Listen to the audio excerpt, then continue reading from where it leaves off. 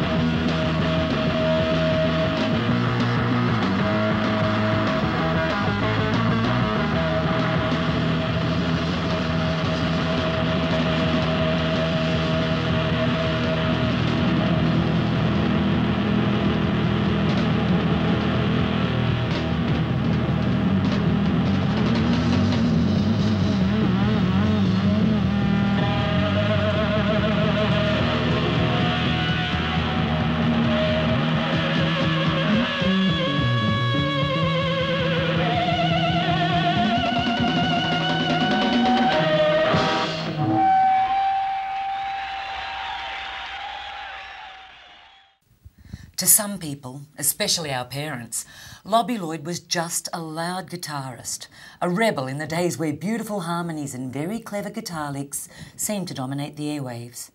But those were the days when a soulful guitar solo brought much applause from the captive audience, and Lobby was the king. He played from the heart, often with his back to the audience, but it didn't make any difference to us. We hung on every note, and at the end we'd show our approval, long hairs and skinheads together.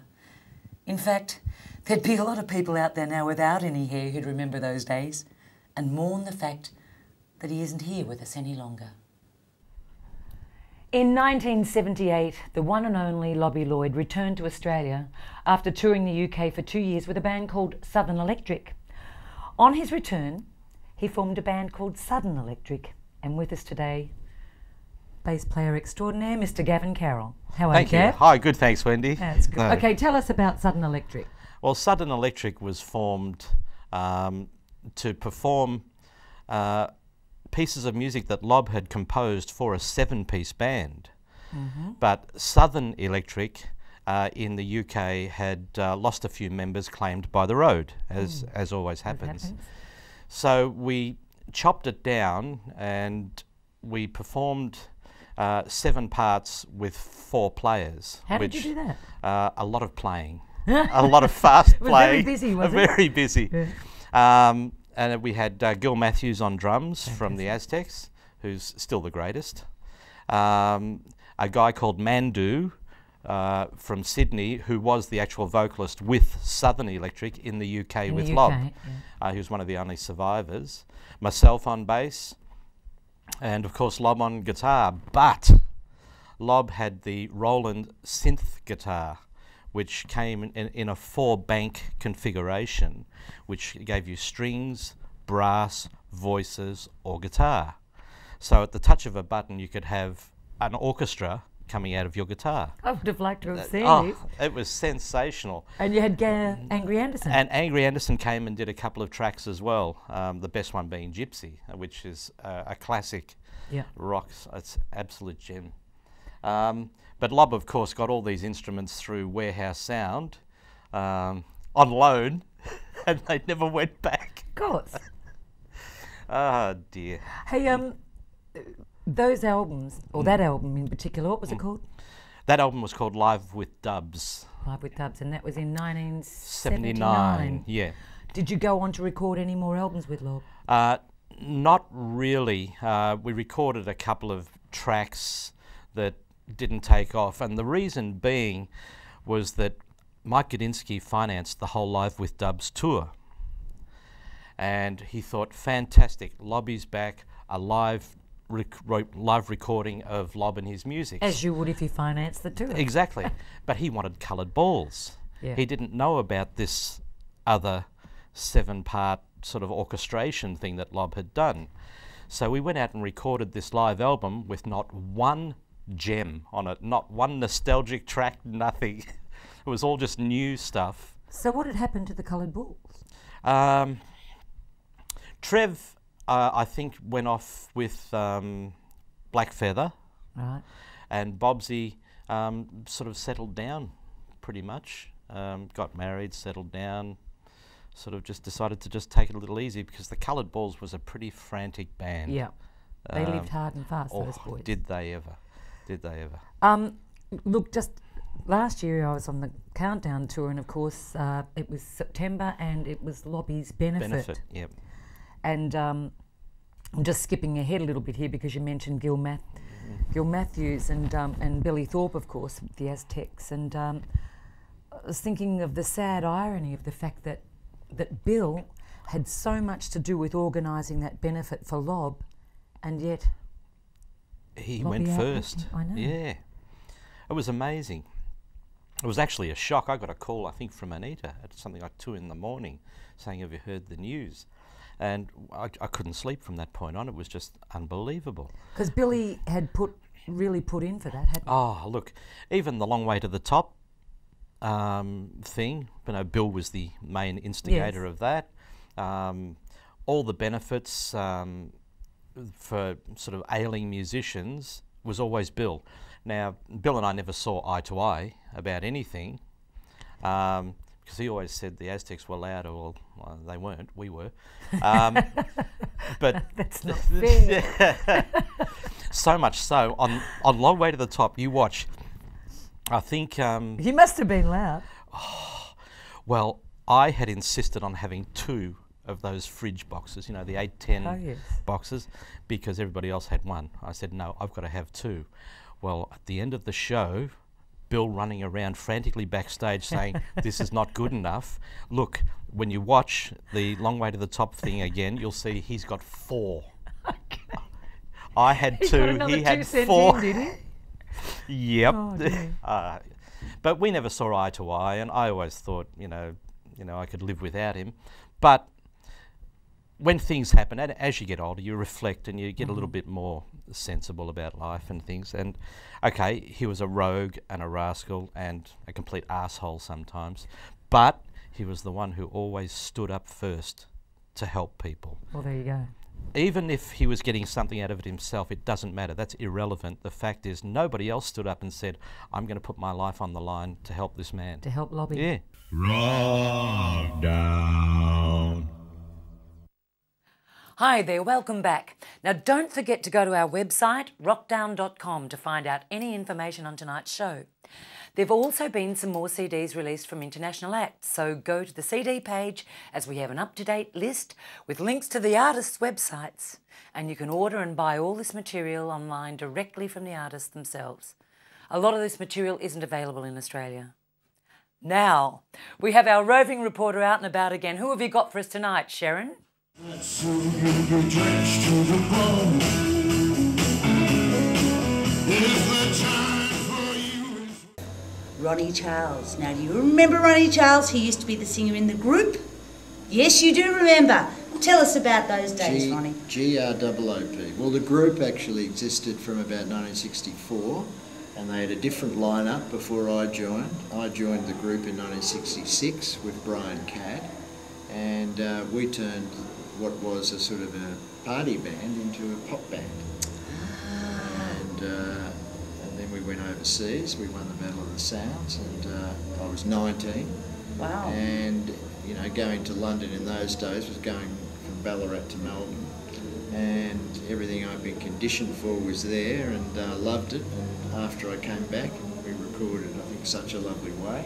Which was written by, Brian. Yeah. Brian wrote it? Yes. So you were in one of the early bands who were making their own, writing their own music. Well, Woman You're Breaking Me in '67, before we, the record that actually won us the trip, really. Yeah. How, I think the reason we won the Battle of the Sounds is we had a #1 record the week of the final. So, how lucky. you know, Yes. so, and everyone loved the song. So, and it was a little bit of a groundbreaker for those days, and that got us overseas, and that exposed us to the real world of rock and roll in the '60s. Any exciting things happened to you overseas that you can talk about on television? Well, lots of things. You know, we were probably pioneers of the first Aussie push overseas. Wow. And Paul Jones, who was the former lead singer of Manfred Mann. Yes, you know, yes, Do Wah yes, Diddy. yes. He went solo and recorded one of Brian's songs, and we did TV in Germany and toured up and down the M1 in London. We were there for 10 months. And but we actually had Woman You're Breaking Me breaking in the States when we were in London, in England. So we probably went to the wrong place. Oh, So, that would have been exciting. That yeah. doesn't happen much to Australian bands back that early. That's right, but we had no, you know, there was no mechanism in those days to back anything up or get people where they should be. Anyhow, after the group broke up, when we came back, we did Such a Lovely Way, as I say, and Brian then went on to form Axiom, Glenn Shorrock, after the Twilights broke up, and I went back to London and stayed there for 15 years. Wow. And did a lot of things over there, including an album with the London Symphony, and I was in a couple of bands, a band with Stomy Mushta and John Heisman, and then I did some work with the Rafferty Band and did an album with a sax player, the guy who did this thing on Raphael Ravenscroft, and that took me to the States and back to the sunshine. Yeah. And I thought, gee, it'd be nice to go back to Australia Yes. after 15 years. And because although I did anything there that Australians would have known about, I did a lot of different things over there. And in the end, it made me realise I had a profession. And it opened up a whole new world to me. Yeah. And you Wanted to still go call back. Australia home. That's right. Yeah. So I came back and got into advertising, which was a very was a very professional business here, probably more professional than the music industry. And everyone was really not interested in us old farts in the 80s. No, They were unfortunately, from the 60s, they yes. weren't. And even though we had all this to give, there wasn't a lot of ears in the industry. And Australia is very narrow in those days. So what's Hot changed? market. What's made you come out again and start singing again? Well, it's sort of happened naturally, really, because about 5 years ago we took on a job at Elwood RSL in Melbourne, and it was just a fun thing for us to do once a month, and people started coming down and going, this is great. And we also noticed that there were a lot of people of our own age who were sort of going out and saying, well, you know, we're having a function at the end of the year for our business, or we're having a 50th birthday or whatever, so... And we started doing a lot of work that way. There's a generation that's out there now that their kids have grown up, and you know they're sort of, you know, semi-retired, some of them. Yeah. They've got money to splash about on their 50th birthdays and things. But more than that, I've also noticed, like this function tonight, there is a lot of similar people who like to get out and see a live band. And a lot of them aren't over 50 too, That's I right. have noticed. I've noticed that at QRSL Yes. particularly. That you get a lot of the younger people, because I think that they've grown up with that radio. Yeah. You know, be it Gold FM or whatever, even though they may have listened, they've heard all these songs. And we try to do not necessarily the hits, but the stuff that, you know, we all used to listen to on the couch. So it's or not lying on the floor, whatever. and not necessarily the stuff that you're hearing on radio that's been picked No. from the top hits, but some Yeah, some interesting a few tracks. album Yeah. kind of tracks that people may have forgotten, but they all know. Yes. So, and we try to blend that into a bit of a flavour, because I think it's important that, even if you're doing covers, to have a kind of flavour. Yes. That's what I've really enjoyed tonight. It's been a great night. has There's been a been the good night. substitutes. There's been MLC. Yep. There's been you guys, which is Ronnie, Charles, and the Retro Bandits. Retro Bandits. Now, if you want to find out where Ronnie, Charles, and the Retro Bandits are playing, we'll probably have it running across the bottom of the screen. But if you're not watching at the moment, you can go to Wrokdown.com.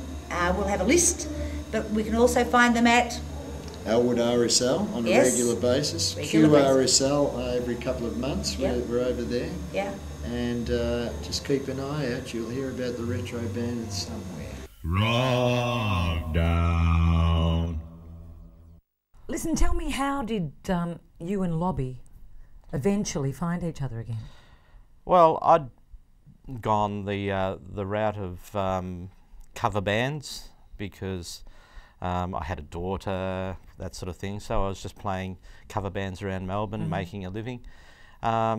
And I got a phone call one day that from a mutual friend that Lob was just on Triple M being interviewed, and he said, oh, the greatest guy I ever knew was Gavin Carroll. And if anybody out there knows where he is, please tell me where he is. And that was 1997. Were you in Melbourne? I was in Melbourne, yeah, but I'd just sort of gone into oblivion. And he obviously didn't know any other way of finding you. No, and the funny thing is, he was living at that time about 15 minutes from my place.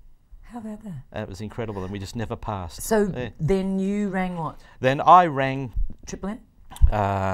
no, I rang another mutual friend that was doing sound, front of house sound, who knew everybody, and he just said, oh no, well, Lob is working at the moment at the Swan Hotel in Richmond. So I raced down there, and lo and behold, that's where he was. How was that? But he was playing bass, and that was shocking. It really was. So I went up to him. Shocking for you. Oh, it was shocking for him too. Oh, but I went up to him and just said, hi, Lob, and he said, oh, hey, bud. And it was just like we'd never left. Like you'd never left. Yeah. Now listen, just before Lob passed away, or maybe it was, what, a couple of years before, you two started working on material for an album. Well, it was from that point, actually, that 1997, Oh, okay, 98 so it was a long point. time. Yeah, we've got a dozen tracks. It was always hard to pin Lob down because everything that I wrote, he said, you sound like a poof. So I had to sort of angst it up even more and more because he was always really angsty with his music. Okay. But we've got a dozen Never tracks. said anything like that to me. Oh, I could tell you some things he said to me, but I don't think sure, they'd but I put don't it on think they'd TV. put it on TV. about So what he- anyway, the yeah. album. So what's happened is he and I had spent a lot of time in my studio, my third bedroom, recording stuff just with a Yamaha drum machine. So what I've done now, thanks to the modern technology, I've actually extracted his guitar and put it onto my recorder, and now I've got Trev and Bobsy and a couple of great. friends You've got all coming the boys down. coming in. They're coming in, and we're going to record this final album that we were always going to record. And what will that be called? That would be called When Old Dogs Howl, with a footnote, Young Dogs Listen. It was always Lob's big sort of thing that he was going to do that one album that's going to prove once and for all that being 65 doesn't mean you're past it. Oh, absolutely. Well, when it's finally released, you'll be the we'll first to know. We'll put all of the details on Wrokdown. Oh, yeah. And you can find out where you can get a copy of that. Yeah. Gavin, thank you so much. Thank you, Wendy. Thanks very much.